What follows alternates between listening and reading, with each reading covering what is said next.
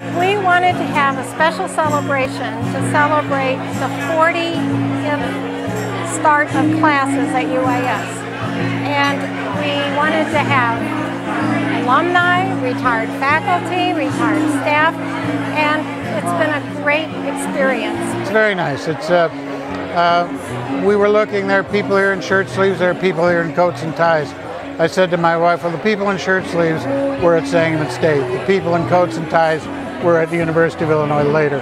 But everybody mixes together, and that's been the way this place has been throughout its history. You can't help but be proud of it. You also can't help but saying, 40 years? Really? I can't believe it.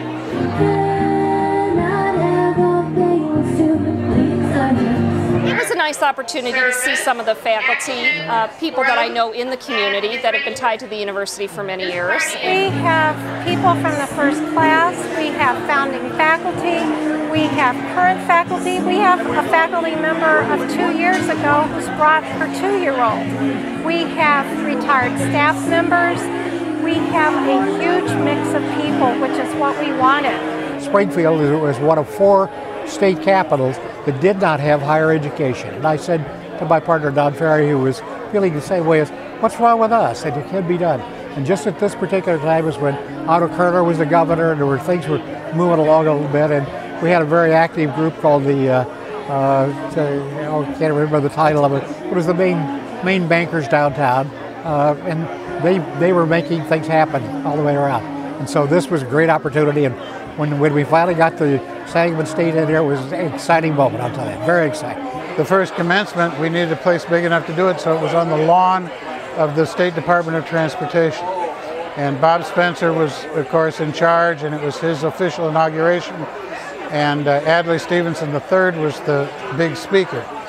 And I was the student who was to give some remarks. I was fortunate enough to be selected to be the graduate commencement speaker for the 1985 graduating class. Shortly before I auditioned for the role of the graduate commencement speaker, the Illinois Times had published an article asking if Sangamon State University was meaningful.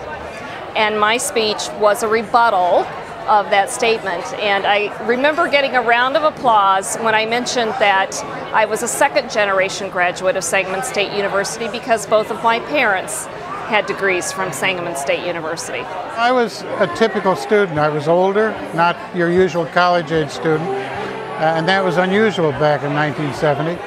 I had been in college and dropped out and worked and came back. And I'm typical of a lot of the beginning students. There were a lot of guys back from Vietnam. There were housewives who had given up everything to raise a family and had came back for a career of their own finally. And it was a polyglot of lots of different kinds of people. I think what we really are trying to do is to show how our history is important.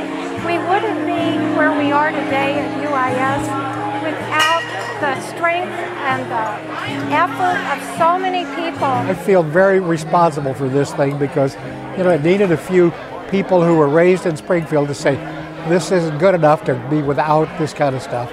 And of course we had some active people who came along with it, and I'm proud of it, very, very proud of it, say the least. They've changed the community significantly, particularly Sangamon State or the University of Illinois. If you look at state government, if you look at Washington, there are people in very important positions with degrees from this place who probably wouldn't have made it without it. We think that by having this event, people will realize that they are an important part of who we are today.